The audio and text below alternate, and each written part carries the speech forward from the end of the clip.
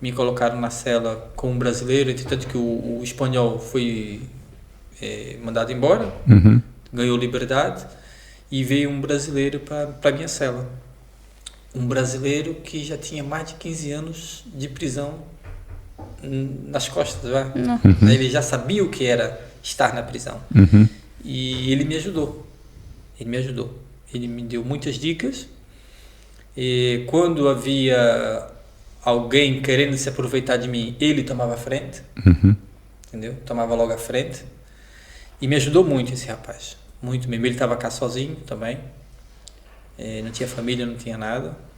E uma vez que ele foi ficar comigo na cela que eu estava, cela 8 do estabelecimento prisional de Faro, e ele não tinha ninguém, automaticamente quando a minha esposa ia me visitar e levava algum miminho para mim, um bolo, alguma coisa, eu dividia sempre, claro, com ele em forma de gratidão aquilo que ele estava a fazer por mim, entendeu? E foi isso a minha vida lá durante 1 ano e meio, né? Mas é claro que antes de entrar esse ano e meio, olha, eu fui preso no dia 16 de junho, se eu não estou em erro, 16 de junho de 2006. Mais ou menos por aí. Uns 3 meses depois, mais ou menos, esse brasileiro me desafiou a gente a ler a Bíblia. Entendeu? E a gente falava muito sobre a nossa família, que ele tinha a família dele no Brasil, tinha minha esposa aqui, minha filha aqui também. E estávamos a conversar e tal, e ele falou que, olha, já tenho 15 anos nessa vida de presidiário e eu quero mudar a minha vida. Quando eu sair daqui, eu não quero nunca mais pôr os pés no lugar desse. Ele a dizer. Né? E eu dizia para ele assim, eu não sei se vai ser a mesma coisa para mim, porque eu tenho ainda coisas pendentes. Tem uma pessoa de que eu preciso me vingar. Ainda guardava aquela mágoa, entendeu? Tem uma pessoa de que eu preciso me vingar ainda, que essa pessoa fez isso. E isso, contei toda a história para ele.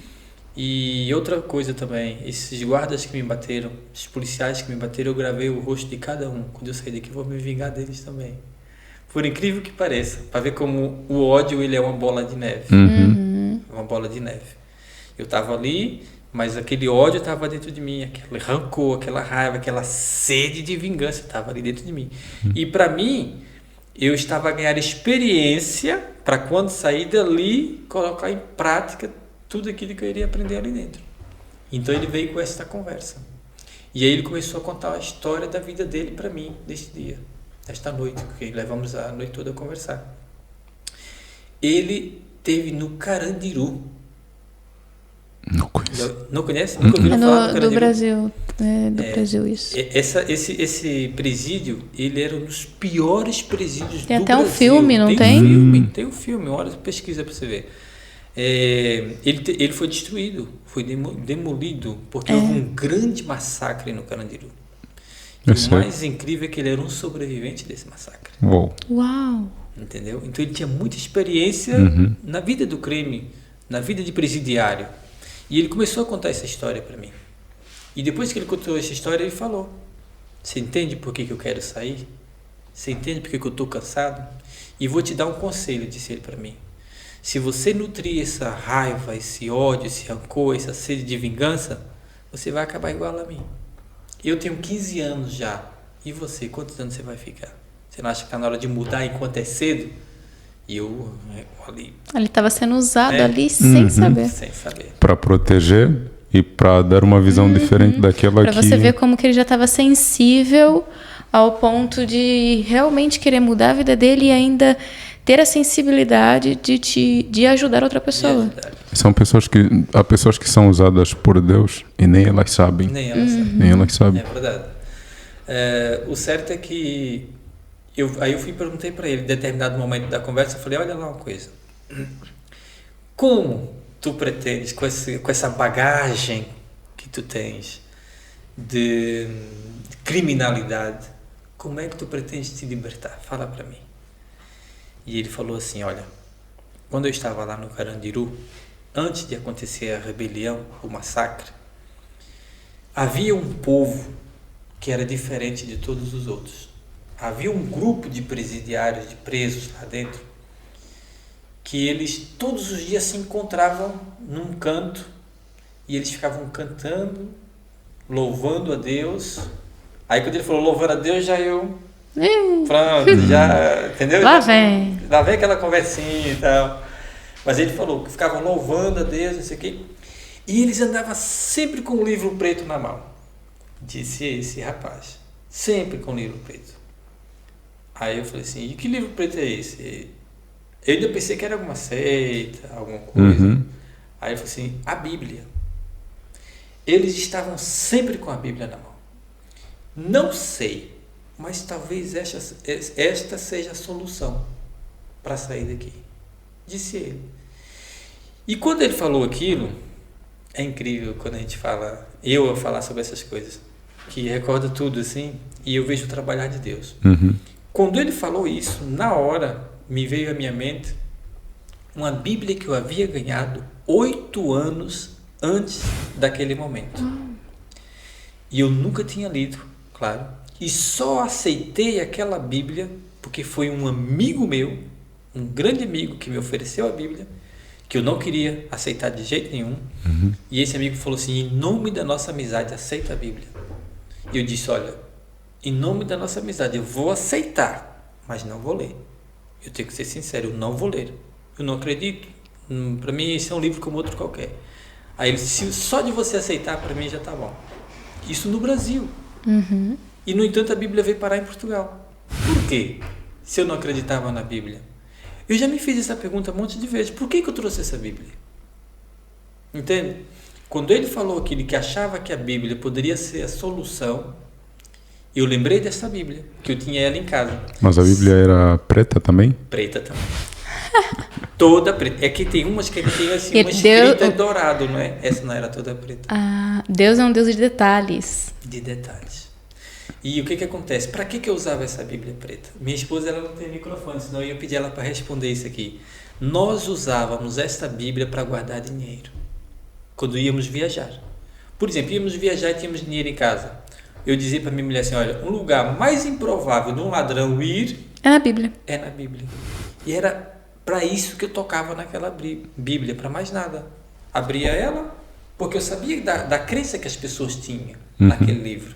Então eu colocava ali dinheiro ali dentro e guardava a Bíblia e pronto. Era só para isso que eu usava a Bíblia.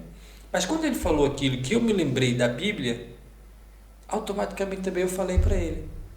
Eu falei, eu tenho uma Bíblia em casa. Se você acha que é a solução, eu posso pedir a minha mulher para da próxima vez que ela vier me visitar, para ela trazer a Bíblia, e a gente começa a ler aquilo. E ele animou. Tu tens uma Bíblia? Eu falei, tenho. Então pede ela para trazer para a gente. Tá bem, mas eu sem ânimo nenhum, né? E como ele falou da Bíblia, eu tinha uma Bíblia preta também, toda a descrição e tal que ele falou. Então vamos trazer a Bíblia. Então liguei para minha mulher, que nós tínhamos uns cartõezinhos para poder ligar, tinha limite, é claro, mas tinha uns cartões para ligar para minha mulher, e toda a conversa, claro, era gravada, ouvida pelos guardas, né? As pessoas da prisão. E eu lembro que eu liguei para minha mulher, a gente conversando e tal, amor, tô com saudade daquelas conversas, né? E de repente eu falei para ela, olha, eu quero te pedir um favor. E ela disse o quê?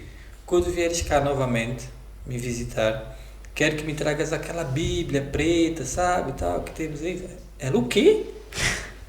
Aí ficou logo espantada, o quê? Eu falei, sim. Vai guardar dinheiro nela? O que você vai guardar na Bíblia? Pelo amor de Deus, Clemildo, o que tu vai guardar na Cuidado. Bíblia?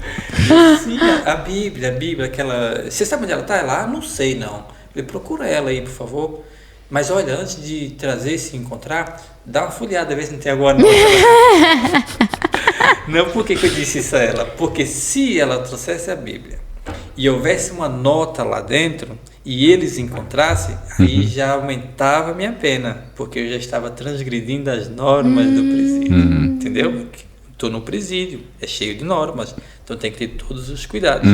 Como eu sabia que nós guardávamos lá dinheiro, poderia ser que ela inocentemente pegava a Bíblia, trazia, sem revisar. Quando chegava cá, eles vão ver que veio página por página, veio tudo, até a comida que ela levava para mim, eles viam tudo. E então, poderia acontecer. Então, eu já alertei ela, falei, dá uma olhada bem, vê se não tem alguma nota aí dentro, porque pode trazer problemas para mim aqui dentro. eu vou ver se eu levo. Né? E pronto. E passado pouco tempo ela foi me visitar e ela levou a tal Bíblia preta pra gente estudar. Na hora que ela me entregou a Bíblia, para que tu queres isso? E eu te expliquei a situação. Eu falei, não, a pessoa que está comigo lá falou disso e tal e tal. Tá bom, tá aqui, me entregou a Bíblia. E levei essa Bíblia para dentro. E começamos a ler a Bíblia. Eu e esse colega de cela.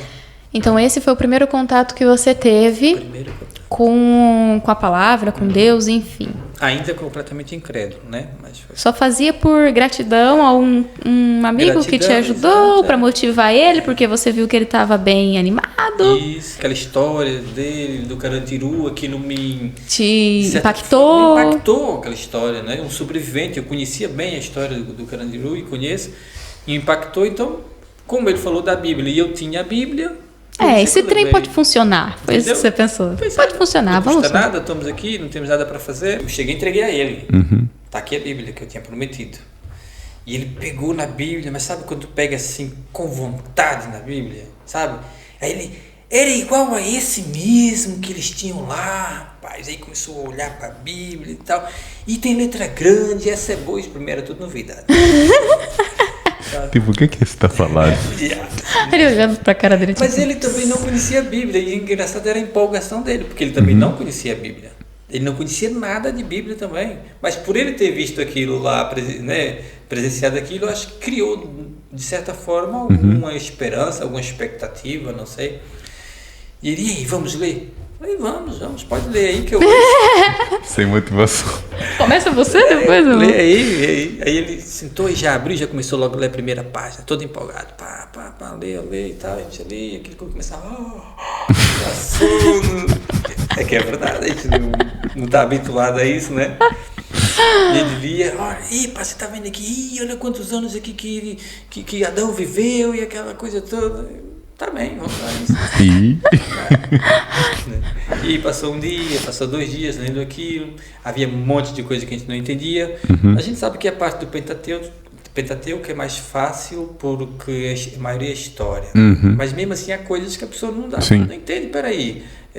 Tipo, nós estávamos a conversar outro dia, como é que Caim já saiu daqui, já foi para outra cidade, então, já tinha pessoas lá. Já confunde logo a cabeça, a pessoa já... Pronto.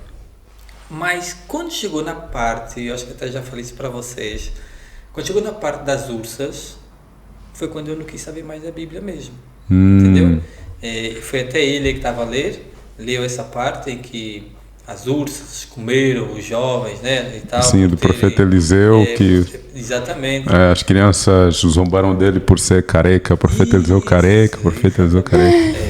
E ele lê aquela história ali, pá. E ele é uma pessoa muito fixe, esse rapaz, e a maneira que ele lia, sabe? Ele expressava, ele lia assim, expressando as coisas, e eu achava interessante, sabe? Até nisso Deus usou ele. E ele dava risada. E ele falando, ele explicando essa história, lendo e expressando a história que Deus mandou as ursas e tal. Aí eu não acreditei. E provavelmente ele começou a rir, né? Não, ele não. A expressão dele é que era assim, uma expressão forte. Não, ele não riu, a expressão, sabe, lendo e tal. Aí eu falei, peraí, interrompi ele. Falei, isso está escrito aí? Tá aqui Bahia. Ele me chamava de Bahia, por ser da Bahia, né? Então ele me chamava de Bahia. Tá aqui, eu falei, deixa eu ver. Aí ele virou a Bíblia para mim, mostrou, colocou o dedo, eu li. Na hora que eu li aquilo, eu fechei a Bíblia e entreguei para ele. Eu falei, não quero mais ler isso.